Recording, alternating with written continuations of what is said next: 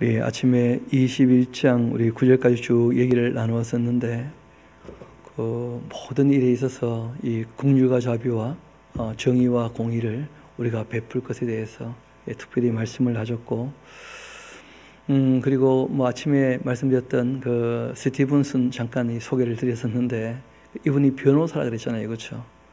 그 이분이 자기가 일을 할 때 나름 원칙이 있다는 거예요. 자기 고객의 행복을 위해서 일하지 않는다는 거예요. 변호사임에도 불구하고 자기가 하고자 하는 것은 정의를 바로 세우는 것이라는 거예요. 정의를 바로 세우는 것.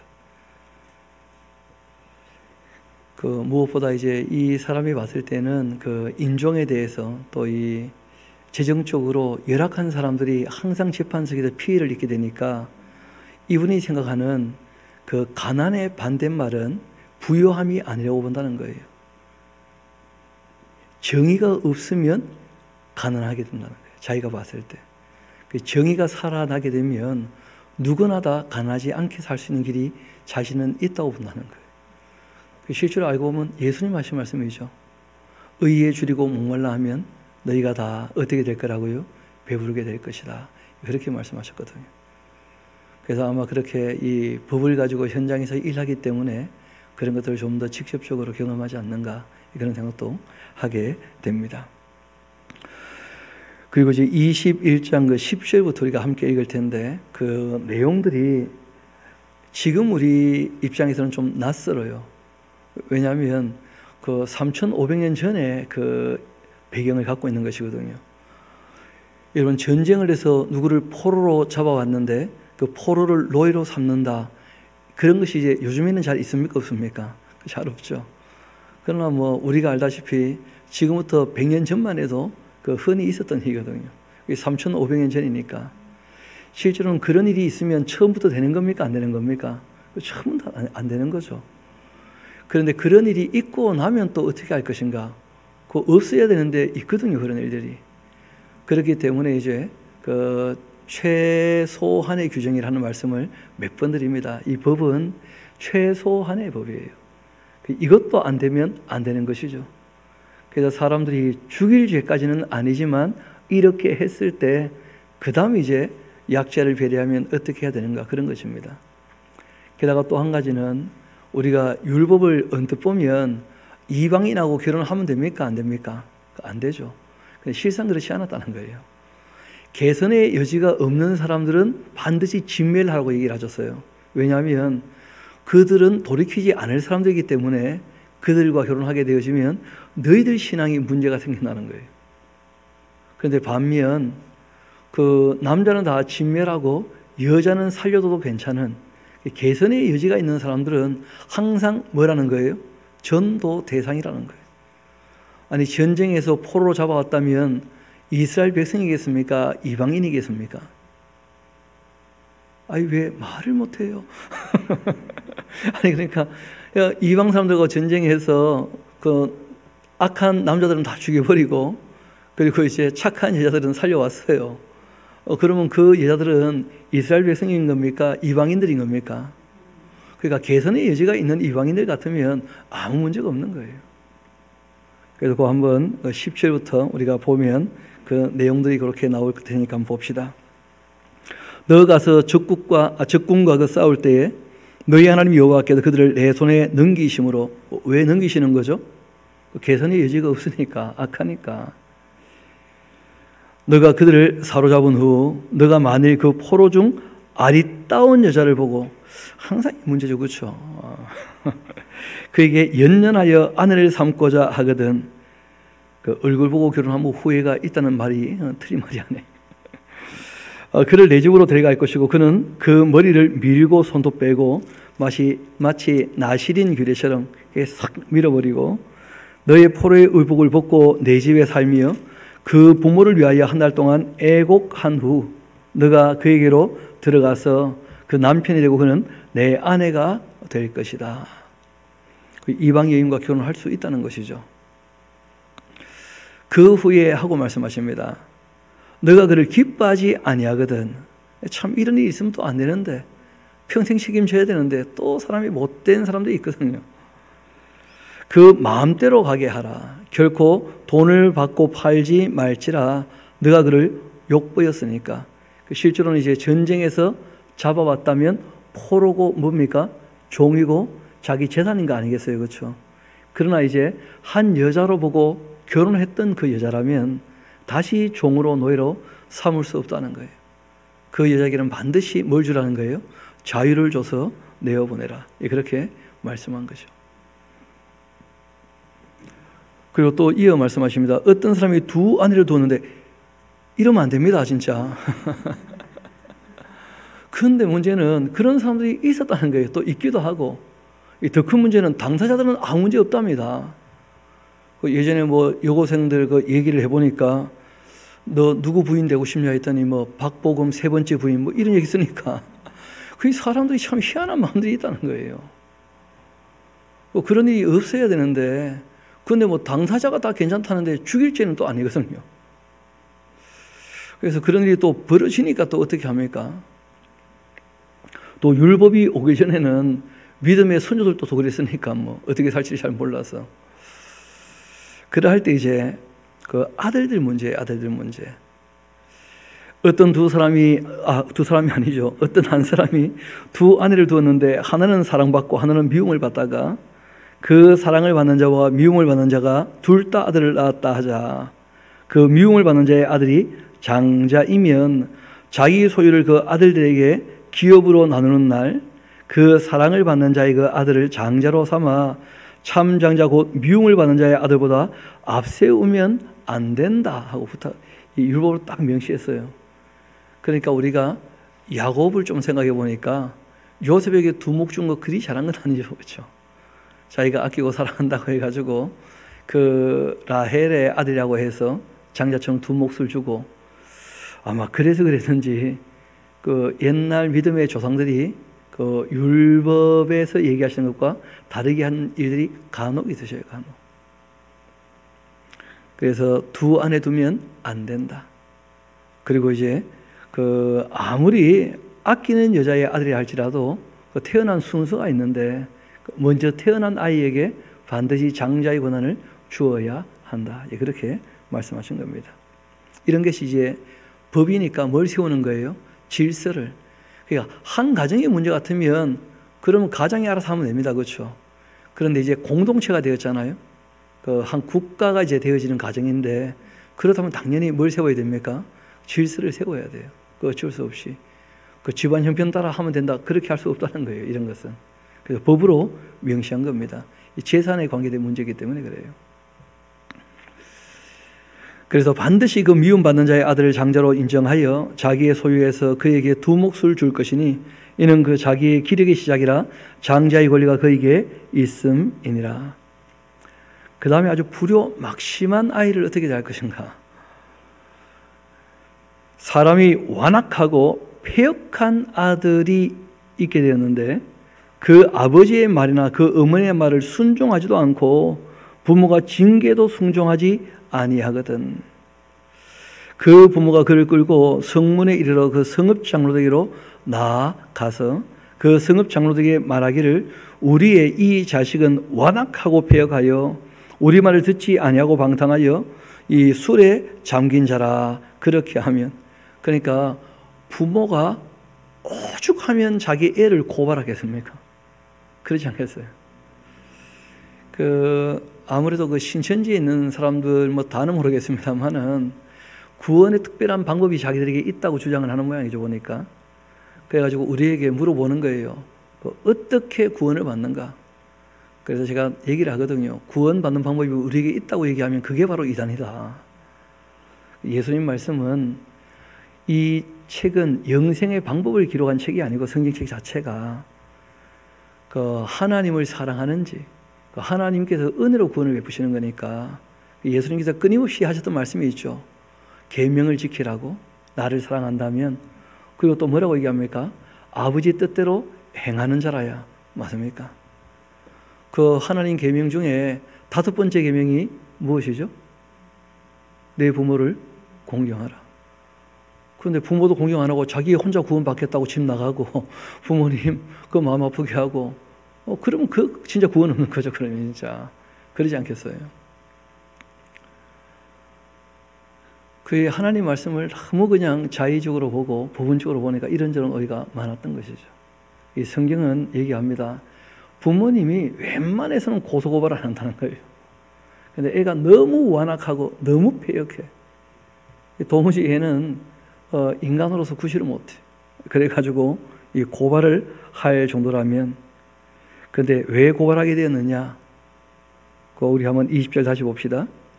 그 성읍 장로들에게 말하기를 우리의 이 자식은 완악하고 패역하여 우리 말을 듣지 아니하고 방탕하며 술에 어떻다고요?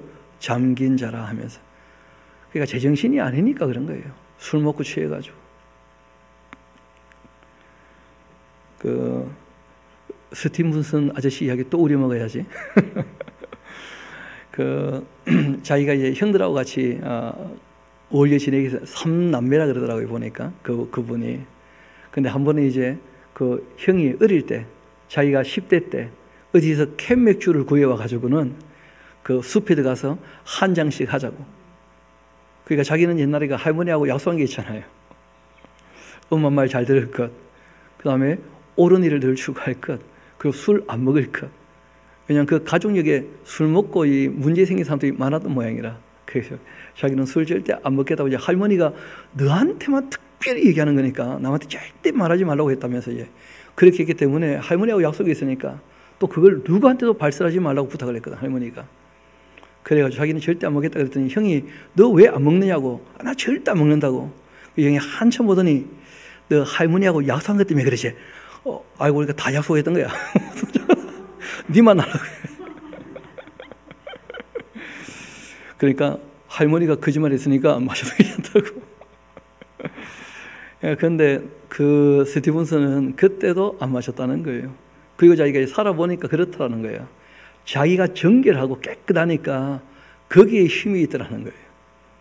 무슨 말을 하는데 자기가 깨끗하지 않은 사람은 아무리 성공한 사람이라도 그 말에 힘이 없더라는 거예요. 판사나 검사가 말을 하는데 쥐가 어제 딴짓하고 와가지고는 고소고발하고 판결을 내릴 때 그 사람의 그 행적을 다 안다면 그 말에 무슨 권위가 있겠냐는 거예요.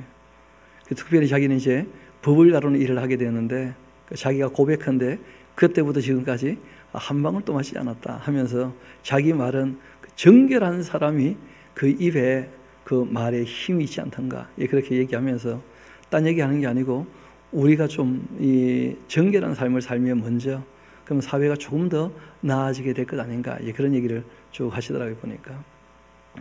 여러분도 한번 들어보시라고 제가 그 강연을 올려놨으니까 한번 들어보면 도움이 될 것 같아요. 한번 다시 우리 본문으로 돌아오도록 합시다. 그렇게 방탕하며 술에 잠긴 자라 그렇게 하면 그 성읍의 모든 사람들이 그를 돌로 쳐 죽일지니 부모 말을 안 들을 정도로 정신이 나가버리면 그는 이같이 너가 너희 중에서 악을 제거하라. 이게 본질입니다. 악을 제거하라. 그리하면 온 이스라엘이 듣고 두려워하게 될 것이다. 악을 제거하라는 거예요. 그래서 종종 말씀드리죠. 여러분 그 이스라엘 백성들은 불효자가 잘 없다는 거예요. 술에 취하지 않으면 말 잘 듣는 거야 대부분 다. 근데 우리는 술 안 취해도 말 안 듣죠 진짜. 그 이유가 있다는 거예요. 우리는 어릴 때 너무 오냐오냐하고 키운다는 거예요. 그래서 늘 말씀드리듯이 7살 전까지는 아주 엄하게 대해줘야 됩니다. 7살 전까지는. 그 엄하게 대해야 돼. 사랑도 같이 나눠야 돼요. 그 관계가 끼어질 만큼 그러면 안 되는 것이요. 사랑하기 때문에 엄하게 대해줘야 돼. 그리고 한 12살 될 때까지는 그 7살 넘어가서 12살 될 때까지는 꾸준히 얘기를 하되 여전히 회초리를 해야 되거든요. 그런데 15살 넘으면 그거 불가능하거든요. 12살 넘으면 그때부터는 그 인격, 그 양심을 있는 그대로 존중해 줘야 돼요. 그 과정들이 이 유대인들은 좀 명료하게 자기들이 그렇게 자녀 교육에 대해서 노하우를 얘기한다 그러죠. 그래서 가장 기본이 그 엄하게 돼야 돼. 사랑으로. 그것이 한 7살까지 그렇게 엄하면 그 정도 지나면 그 다음부터는 못된 짓 안 한답니다. 말이 통하고. 근데 어릴 때 엄하게 대하지 않으면 그러면 너무 그냥 빗나간다는 거예요. 오히려. 통제도 안 되고 그냥. 그래서 가정 질서를 어릴 때 딱 바로 잡아줘야 흔들리지 않게 되는 것이죠. 그리고 이제 22절 봅시다. 사람이 만일 죽을 죄를 범함으로 너가 그를 죽여 나무에 달게 되었다고 하자. 그러니까 참 사람을 죽여 나무에 다는 일은 그 옛날부터 있었던 일 같은데, 근데 여기서 얘기하는 것은 나무에 달아 죽이는 십자가형을 얘기하는 것은 아니에요. 그러니까 죽여가지고 이제 뭐 하는 거예요? 전시하는 거예요, 전시. 그러니까 이런 악을 행했으면 이렇게 된다, 이런 것이고, 실제로 예수님께서 당하신 것은 십자가에 달려 돌아가시는 거예요. 그러니까 실제로 그런 이제 형벌은 그 이스라엘에 있었던 것은 아니고, 그 잘 아시는 것처럼 그 로마나 또는 이 페르시아도 있었고 바빌론도 있었고, 고대 많은 국가가 그 노예들에 대해서 그 아주 공포심을 조장하려고 그렇게 했던 형벌이거든요. 성경에 나오는 그 형벌은 예수님의 십자가 형하고는 조금 달라요. 그럼에도 불구하고 이제 그 다음 문구가 이제 문제죠.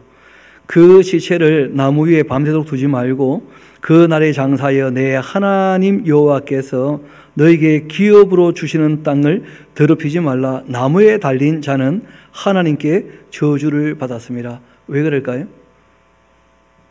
그러니까 사형을 당할 만큼 악했으니까 저주받은 사람이라, 이런 뜻입니다. 나무에 달려 죽었다 이런 뜻이 아니고 죽여서 어떻게 해요? 나무에 다는 것이 문제가 되었던 거예요. 또 뭐 나무에 달려있다가 죽으면 또 죽어서 나무에 달려있는 것이겠죠. 그래서 나무에 달린 자는 다 저주받았다 하는 말에 대해서 예수님에 대한 오해가 많이 생겼다는 거예요, 유대인들이. 그래서 다른 복음, 그리고 다른 예수, 다른 영 하면서 이제 고린도전서, 고린도후서를 우리가 공부하고 또 갈라디아서를 보면 그 내용을 좀 더 다시 상세히 좀 다루게 되겠습니다만은, 예수님께서 우리 대신 죄값을 치르셨다라고 하는 이 복음, 이것 이외에 딴 복음 없다는 거예요. 그래서 구원의 방법이 우리에게 있는 게 아니에요. 죄 문제를 어떻게 해결하겠습니까 대체? 누가 해결하겠습니까? 하나님께서 은혜를 베푸신 거거든요. 그 아들을 보내셔서 우리의 죄값을 치르시게 했기 때문에 우리 죄가 사함을 받게 되었거든요. 그러니까 죄를 속하는 방법은 우리에게 있는 게 아니에요. 하나님께서 이장 사랑하심으로써 그 아들을 보내신 것이니까. 그래서 구원의 방법이 우리에게 있다고 얘기한다면 그게 이미 다른 복음을 얘기하는 사람들이에요. 또 십자가에 달린 예수님, 나무에 달렸지만 실상은 약속된 누구였다는 거예요? 메시아였다는 거예요. 그 이사야서 53장에 이미 그 예언된 것처럼 강도와 함께 죽임을 당하시고 그 시신은 부자의 무덤에 들어가게 되신다 하고 이미 메시아에 대해서 예언되어 있었거든요. 그러니까 이 이스라엘 백성들은 영광의 왕 메시아만 기대했었지, 그 죄를 사하시고자 죽으시고 그리고 장사 지내서 사흘 동안 있으시다가 부활하신 그 예수님을 모르니까 그러니까 자꾸 딴 예수를 얘기하는 거예요. 저주받은 사람이다. 그렇지 않죠, 절대. 우리의 구세주 아닙니까, 구세주. 게다가 성령으로 말미암지 않고는 예수님을 자신의 구세주라고 고백할 수 없다는 거예요. 그래서 알고 보면 다윗부터 예수님께서 승천하실 것을 미리 예언했죠. 하나님께서 내 주께 말씀하실 때 시편 110편을 보면 이 세상 악이 완전히 진멸되기 전까지 이제 너는 내 오른편에 앉아 있으라 하고 말씀하셨다는 거예요. 그래서 예수님께서 승천하셔가지고 하나님 보좌 오른편에 앉아 계시지 않습니까? 그럼에도 불구하고 그 성령으로 하지 않는 사람은 예수님 알아보지 못하니까, 그래서 다른 복음, 다른 예수, 다른 영에 속한 사람들이 있다는 거예요. 그런 사람들은 예수님의 십자가를 전혀 이해하지 못하는 것이죠. 말씀이 나와서 그 말씀을 드린 것인데 이 말씀에 오해가 있었다는 거예요. 유대인들이, 이스라엘 백성들이. 그리고 이제 하나님 말씀은 뭐냐면 그 악을 행해서 죽어가지고 나무에 이제 달아서 전시를 했다 할지라도 보통 그 사람들이 있을 때는 독수리나 까마귀나 이게 잘 안 날아오잖아요. 그렇죠? 근데 사람이 없으면 이제 피냄새 맡고 이런 것들이 날아와가지고 쪼아먹고 막 그렇게 된다고. 그러니까 그렇게까지는 되지 않도록 어떻게 하는 겁니까? 해지기 전에 내리라는 거예요. 내려. 그래서 이제 시신을 수습하는 것이죠. 잘 아시는 것처럼 그 바벨론, 페르시아, 로마 뭐 이런 나라들은 원래 그 당일날 내리지 않습니다. 일주일씩도 걸어놨다 그래요. 일주일씩도. 왜냐하면 그 공포심을 조장해야 되니까. 그래서 이제 그 다음 날이 바로 아시는 것처럼 유월절이기도 하고 이제 안식일이기 때문에 특별히 부탁을 했죠. 그 시신을 좀 수습해 주라 하고 이제 부탁을 해가지고 이제 그 정강이 있는 쪽을 꺾어가지고 뼈를 꺾어가지고 이제 양쪽 안도는 그 죽여가지고 내렸고, 예수님은 이미 그 창으로 찔러 보니까 복수가 차서 물이 터쳐나오는 거 보고 이미 별세하셔서, 그래서 이제 그 십자가에서 내리는 그런 장면을 우리가 보게 되어집니다. 그래서 22절, 23절 그걸 이스라엘 백성들이 오해를 했던 것이었다. 예수님께서 당하신 일에 대해서 그렇게 우리가 이해하면 되겠습니다. 그리고 이 말씀을 하신 이유는 그 시신이라 할지라도, 그 악해서 죽었던 사람의 시신이라 할지라도 너무 끔찍하게 마지 말라는 거예요. 다루지 마라, 그런 거죠. 22장 봅시다. 또 내 형제의 소나 양이 길 잃는 것을 보거든 하고 말씀하시는데, 우리 한번 출애굽기 23장 잠깐 가봅시다. 우리 앞에서 한번 다루긴 했는데 거기 보면 조금 달리 표현된 것처럼 보여서 또 사람들이 그 가볍게 보면 오해가 있을 수 있으니까 출애굽기 23장 같이 한번 가봅시다.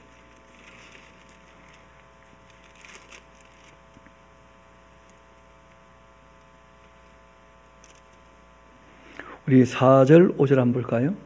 거기 보면 너가 만일 그 형제라고 되어 있습니까? 원수라 되어 있습니까? 그 원수의 기르는 소나 양을 보거든 반드시 그 사람에게로 돌릴지며, 너가 만일 너를 미워하는 자의 나귀가 짐을 싣고 엎드려짐을 보거든 그것을 버려두지 말고 그것을 도와 그 짐을 부릴지니라.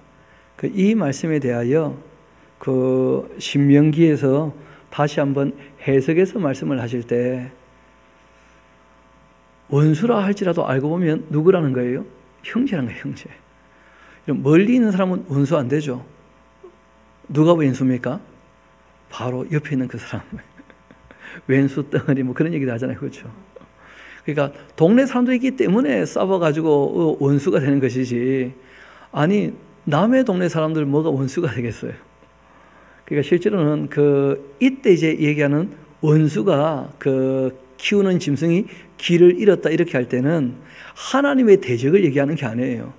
더불어 사는데 이제 어떻게 된 사람들입니까? 원수가 된 사람들, 관계에 대한 얘기를 한 것이거든요. 그런 사람이라 할지라도 길 잃은 소나 양은 어떻게 하라는 거예요? 그거 다 찾아주라 하신 것이니까 알고 보면 원수지만 형제라는 거예요, 형제. 그래서 이제 이 신명기에서는 형제지, 형제 진짜 뭐 원수겠냐? 알고 보면 아 형제지. 어디서 또 마음이 상해가지고 싸웠던 것이니까. 그 재미있는 것은 그 사람 관계는요, 원수 되었다가도 또 시간 지나면 또 친구 되기도 하고요, 또 친구 되었다가 또 원수 되기도 하고 뭐 그런 일들이 간혹 있다는 거예요. 그래서 다시 이제 22장으로 돌아옵시다. 너희 형제의 그 소나 양이 길 있는 것을 보거든, 관로해서요 원수 같은 놈 포함. 그럼 이제 이해가 좀 쉽겠죠, 그렇죠? 다 포함해서 누구라도. 소나 양이 길 잃는 것을 보거든 못 본 채 하지 말고 너는 반드시 그것들을 끌어다가 너 형제에게 돌려주고, 또 너희 형제가 내게서 멀거나 또는 너가 그를 알지 못한다 할지라도 그 짐승을 내 집으로 끌고 와서 내 형제가 찾기까지 내게 두었다가, 범위가 훨씬 넓어진 거죠, 알고 보면. 그러니까 모르는 사람의 가축이라 할지라도 일단 그 집에서 내 거다 이렇게 하지 말고 주인이 찾아올 테니까, 알고 보면 다 한 민족이니까 찾아올 테니까, 한 형제니까 기다려 보라는 거예요. 그렇게 내게 두었다가 그에게 돌려줄지니 낙이라도 그리하고 의복이라도 그리하고 형제가 잃어버린 어떤 것이든지 너가 얻거든 다 그리하고 못 본 채 하지 말 것이며, 지금은 이 집에 갖고 있다가 누가 찾으면 주고 그러면 큰일 납니다. 작물 취득이 되니까 반드시 신고해야 돼요. 지금은 뭐 경찰서 파출소 갖다 주면 되니까 지금 뭐 큰 문제가 없는데 이 당시에는 그런 행정기관이라는 게 없지 않습니까? 그러니까 이제 스스로 남의 것에 욕심 부리지 않도록 그렇게 해서 갖고 있다가 누가 찾는 사람 소문 들으면 또 알잖아요. 그렇죠? 누가 뭐 잃었다 하더라 하면서. 그럼 반드시 이제 주인에게 돌려주도록. 여러분, 그래서 이스라엘 백성들은 짐승을 잃어버리면 찾으러 다니는 거예요. 아니, 짐승을 잃었는데 그 짐승을 가져간 사람이 그냥 잡아먹거나 모른다. 그러면 찾아봤자 의미가 없잖아요. 왜 찾느냐 하면 법으로 보장되어 있는 거예요. 반드시 찾는 사람이 있다면 잃어버린 것이니까 누군가는 가지고 있다는 것이죠. 그래서 이제 돌려주라는 거예요. 돌려주지 않으면 큰일 나는 거예요, 오히려. 또 이웃들이 다 알지 않겠습니까? 너 왜 갑자기 새끼도 안 태어나는데 10마리에서 11마리 됐냐 물어보면 생겼어? 그럼 큰일 나는 거거든요. 그럼 다 옆집에 숟가락 몇 개도 다 아는 시대에 그게 그렇게 감출 수 있는 게 아니에요. 그래서 잃어버려도 얼마든지 찾아다니는 모습을 보게 됩니다. 사울 같은 분이 그렇게 해서 그렇죠. 나귀를 잃어버리니까 나귀를 찾으러 가는 그런 장면을 우리가 보게 되죠. 이어봅시다. 또 너의 형제의 낙이나 소가 길에 넘어진 것을 보거든 못 본 채 하지 말고 너는 반드시 형제를 도와 그것들을 일으킬지니라. 우리 한번 따라합시다. 반드시 형제를 도와라. 그러니까 우리가 길 가는 중에 누가 조금 난처한 일이 발생했다고 한다면 도와주시는 게 잘하는 거예요. 하다못해 누가 이렇게 물건을 들고 가다가 하고 막 떨어지려고 하면 빨리 수습해서 챙겨드리고, 누가 우리나라 아직 살만하다 이런 얘기를 종종 할 때 중고등학생들이 아직은 착한 모양이에요. 보니까 할머니가 이제 이 박스 같은 거 싣고 리어카 올라가다가 박스가 막 흘렀는데 애들이 뭐 삽시간에 모여가지고 주워가지고 다 챙겨드리고 그렇게 밀어드리고 하는 그런 미담들 가끔 보게 되거든요. 심지어는 뭐 버스가 넘어지는데 남자들이 전부 달라붙어가지고 버스를 이렇게 세우기도 하고, 누가 또 끼었는데 차를 이렇게 끼우려가지고 사람 빼내기도 하고, 누가 난처한 일이 있을 때 함께 일을 해가지고 그 사람의 난처함에서 벗어날 수 있게 어떻게 하라는 거예요? 도우라는 거예요. 서로 돕고 살아야 됩니다. 당연히. 그러지 않습니까? 일전에 한번 새벽 모임, 요즘 아닙니다. 옛날 새벽 모임 마치고 이제 돌아가는 길이었는데 아파트 앞에다 실랑이가 벌어진 모양이에요. 택시를 타고 오신 분인데 돈이 모자라는 거예요. 그런데 뭐 운전기사는 안 봐도 못 가겠고, 술 취한 사람은 집에 가서 갖고 온다는데 그거 믿어져야 말이지. 보내지도 못하고 어머니도 신랑이 버리고, 제가 궁금해가 물어봤어요. 얼마가 모자라냐 했더니 1,000원 모자란데 1,000원 줬더니 아무 문제 없더라고. 그냥 깨끗이 끝났어요. 여러분, 제가 이런 사람입니다. 남들이 난창을 보면 그냥 지나치지 않는 게 잘한다는 거예요. 얼마든지 그렇죠. 실제로는 크게 그렇게 수고하는 것도 아니거든요. 그래서 성경이 우리에게 부탁을 하셔요. 너의 형제를 반드시 어떻게 하라고요? 도와라. 그러고 난 다음에 은근히 뭐 또 좀 누가 좋은 사람 만나가지고 대박 칠 거 없나? 내가 이렇게 착하게 했는데 하늘 뭐 좀 안 주시나? 안 주시더라고. 근데 더 지나고 보니까 전혀 그렇지 않아요. 우리가 살아갈 때 다 은혜를 덧입고 살아가는 것이고 도움받고 사는 것이고 다 감사한 일은 우리 주변에 차고 넘쳤죠. 그래서 성경이 우리에게 부탁하십니다. 반드시란 말 잘 안 쓰시는 편이거든요. 근데 뭐라고 하셨다고요? 반드시요, 반드시. 반드시 형제를 도와서 그것들을 일으킬지니라.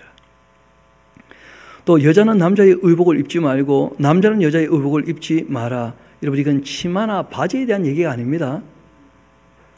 왜냐하면 예수님 당시만 해도 남자는 다 치마 입고 다녔어요. 그렇지 않습니까? 포대기를 둘렀다든지, 아니면 로마 군인도 군복이 다 치마 아닙니까? 미니스커트. 아니에요? 아니, 그거 봐보시라고. 영화를 봐요. 로마 군인도 전부 미니스커트 입고 다니시 그래. 이거는 바지냐 치마냐 이런 개념이 아니고, 우리가 남자 옷, 여자 옷 구별되어 있다고. 실제로 복식을 보면 어느 민족이든지, 그러니까 남자는 남자답게, 여자는 여자답게. 그 옛날에 이런 게 좀 있었다는 거예요. 저희 주변에서 그런 걸 가끔 본 적이 있는데, 아들이 너무 귀한 가정에 엄마 욕심에 그 아들 키우고 싶으니까 딸 하나를 아들처럼 키우는 거예요. 아들처럼 머리 짧게 깎고 막 남자 옷 입히고 막 그래가지고 얘가 나중에 내가 남자인가 여잔가 뭐 그렇게 되는, 그렇게 키우지 말라는 거예요. 남자는 남자답게, 여자는 어떻게 해요? 여자답게. 그렇게.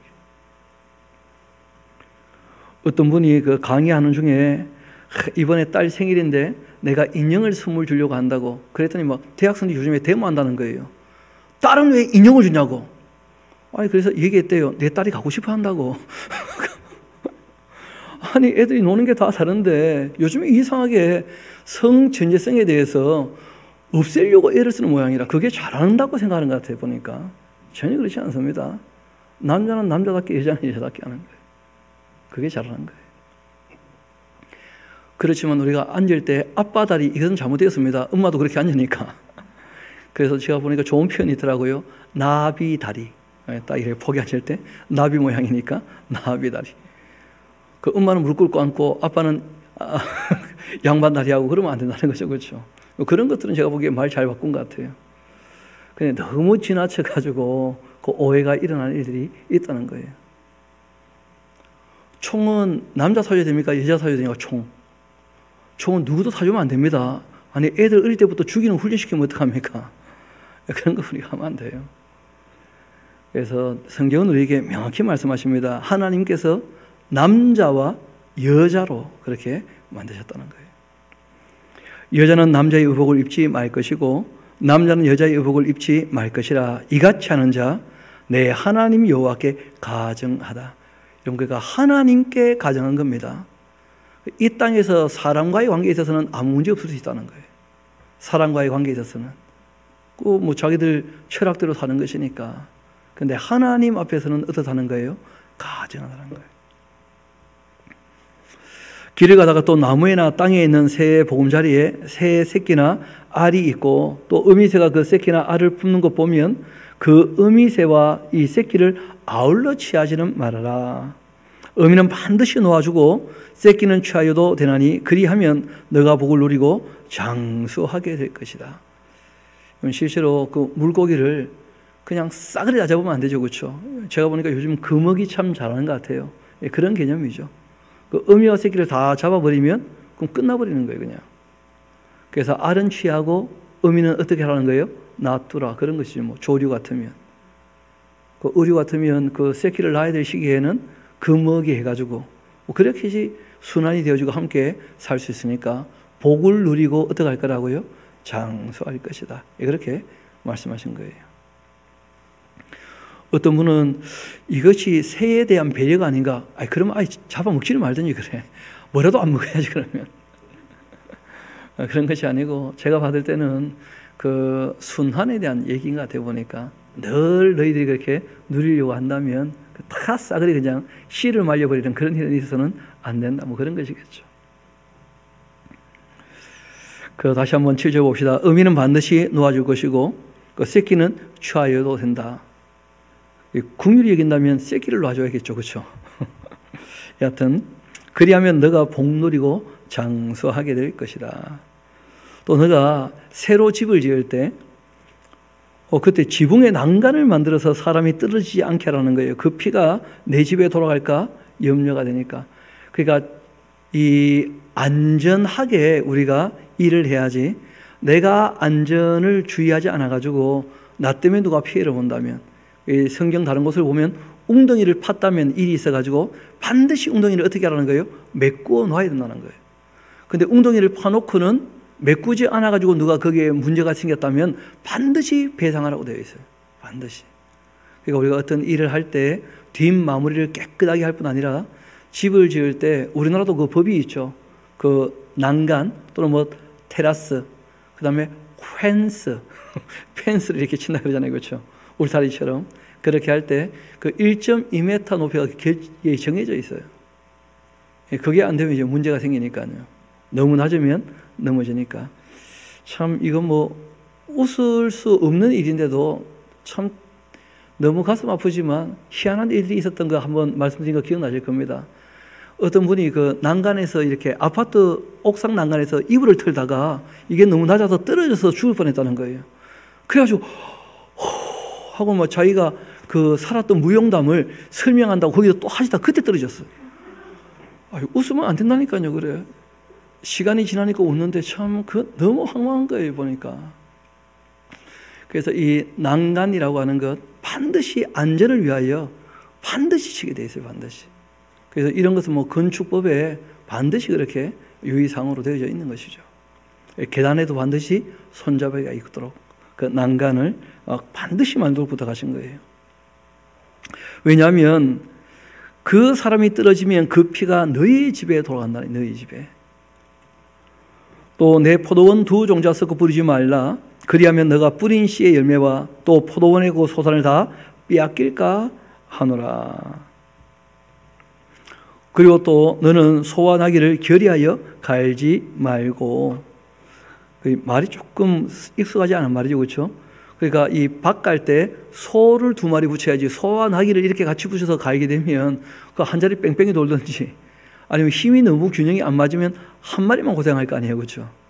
그러니까 성경이 얘기하는 것은 썩지 말라, 순수한 거 좋아하신다, 그런 말씀과 함께 좀 합리적으로 일을 해야지. 합리적으로 부탁을 하신 겁니다. 양털과 배실을 섞어서 짠 것 입지 마라.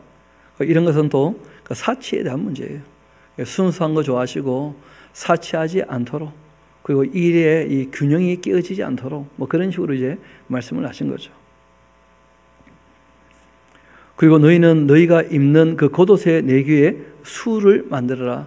이거는 우리가 그 하나님 앞에 갈 때 제사장에게 수를 달라고 하셨던 이유를 보면 알 수가 있죠. 조심하라는 거예요, 조심. 그러니까 그 옷 내 귀퉁이에다가 수를 달아서 행동 거지를 어떻게 하라는 거예요? 조금 천천히, 조금 조심하라, 뭐 그런 것이죠. 그리고 또 이어 말씀하신 내용이 있는데, 이번에는 그 포로에 대한 얘기가 아니고요, 누구든지 아내를 맞이하여 그에게 들어간 후에 그를 미워하여 비방거리를 만들어 가지고 그에게 누명 씌워 이르되 내가 이 여자를 맞이했는데 그와 동침할 때 그가 처녀인 것을 보지 못했다, 그렇게 한다면. 참 이런 사람 나쁜 사람이죠, 그렇죠? 누명을 씌워 가지고 이런 일 있으면 안 되거든요. 근데 이런 일들이 세상 사는데 종종 또 있습니까, 없습니까? 그렇다고 해서 뭐 죽일 만한 또 죄는 아니잖아요. 그럴 때 이제 어떻게 하냐 하는 얘기인데, 그 처녀의 부모가 그 처녀의 처녀인 표를 얻어가지고 그 성문 장로들에게 와서 처녀의 아버지가 장로들에게 말하기를 내 딸을 이 사람에게 아내로 주었더니 그가 미워하여서 비방거리 지금 만들어 말하기를 내가 너의 딸에게서 처녀임을 보지 못하였노라, 그렇게 하고 있는데 봐라, 내 딸의 그 처녀인 표적이 이것이라고는 그 부모가 그 자리옷을 그 성읍 장로들의 앞에 펼 것이고 그 성읍 장로들은 그 사람을 잡아 때리고 그리고 이스라엘 처녀에게 누명을 씌움으로 말미암아서 그에게서 은 100세겔을 벌금으로 받아 그 여자의 아버지에게 주고 그 여자는 그 남자에게 평생에 버릴 수 없는 아내가 되게 하려니와, 정말 그 일이 참되어서 그 처녀가 처녀의 표적이 없었다면 그 처녀를 그 아버지 집문에서 끌어내고 그 성읍 사람들이 그를 돌로 쳐 죽일지니 이는 그가 그 아버지 집에서 창기 행동을 하여 이스라엘 중에서 악을 행하였음이니라. 너는 이와 같이 하여서 너희 가운데 뭘 하라는 거예요? 악을 제거하는 게 목적이에요. 악을 제거하는 게. 그래서 누가 그런 얘기 하시더라고요. 내가 정말 사랑하는 사람에게 제일 깨끗한 것, 제일 첫 것을 주는 것이 합당하지 않겠는가? 뭐 그런 것이죠. 우리 이 말씀에 대하여 예수님께서 다시 하신 말씀이 있습니다. 완성된 율법인 거죠, 그렇죠? 우리 한번 마태복음 5장으로 같이 한번 가봅시다. 마태복음 5장입니다.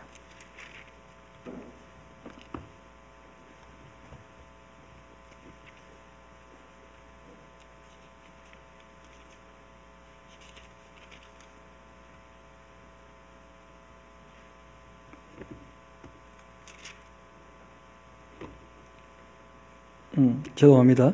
19장으로 갑시다. 19장. 제가 조금 잘못 받는 것 같네요. 마태복음 19장 같이 가봅시다.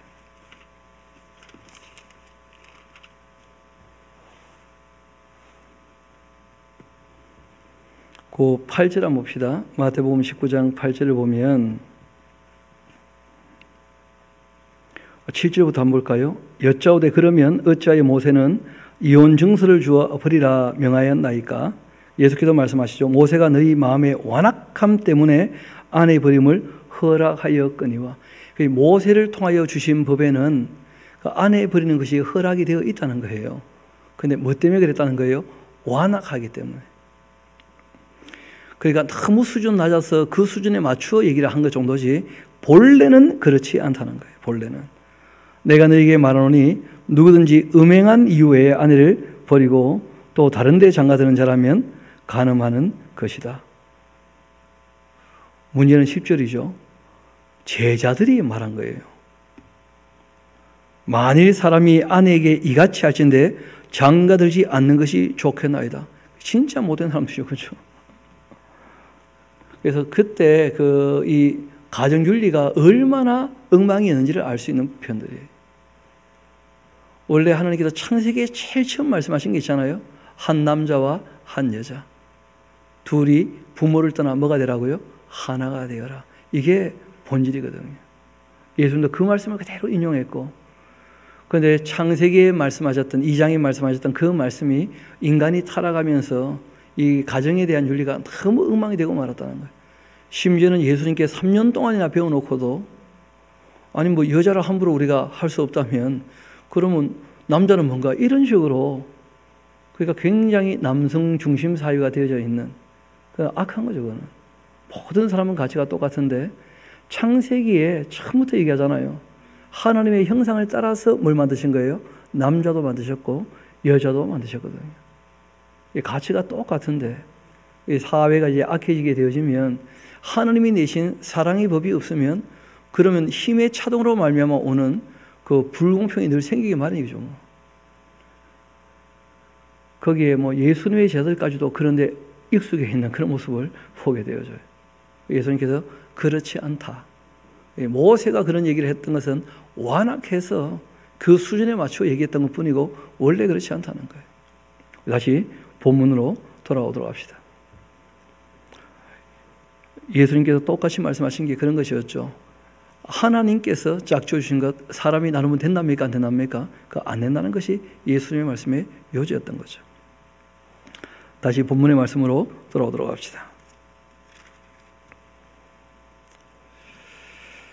그렇게 해서 이제 만약에 여자가 그 음란한 이 음행을 한 여자라면 그 악을 제거하라 이렇게 말씀하신 거예요. 악을 제거하라.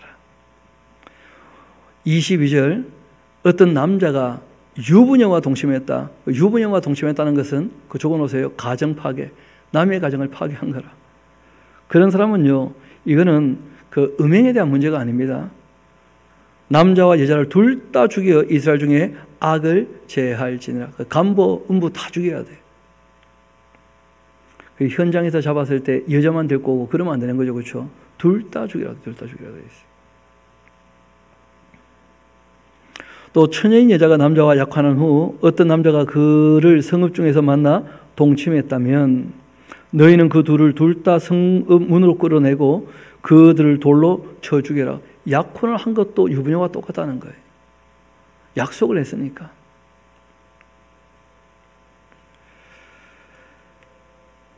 그리고 이제 그 처녀는 성 안에 있으면서 소리를 지르지 않아서 문제가 된 것이다. 그 남자는 그 이웃의 아내를 욕보였음이냐 너는 이같이 하여 너희 가운데서 악을 제할지니라. 중요한 것은 악을 제거하는 게 목적이에요. 그런데 요즘에는 오히려 고함 지르면 안 되나 그러죠. 너무 못되져가지고. 옛날에는 사람들이 그래도 순박해서 범죄할 때 누가 고함 지르면 도망을 갔거든요. 요새는 고함 지르면 죽인다니까요. 그러니까 우리가 세상이 더 악해졌다는 것도 생각해야 돼요. 본질은 어디 있는 것입니까? 그 악을 제거하는 게 본질이에요. 절대로 그런 일이 있으면 안 되고. 성경이 얘기하는 것은 뭐냐면 여자가 남자의 위력 때문에 어찌할 수 없이 그 몸을 허락하게 되었다면 그 여자에게 절대 책임을 묻지 말라는 거예요. 책임이 없으니까. 당연한 거 아니겠습니까? 이어봅시다. 그래서 25절 나오죠. 만일 남자가 어떤 약혼한 처녀를 들여서 만나서 강간하였으면 그 강간한 남자만 죽여야 한다. 나오지 않습니까? 처녀에게는 아무것도 행하지 말거든 처녀에게는 죽일 죄가 없음이라. 이 일은 사람이 일어나 그 이웃을 쳐 죽인 것과 같은 것이라.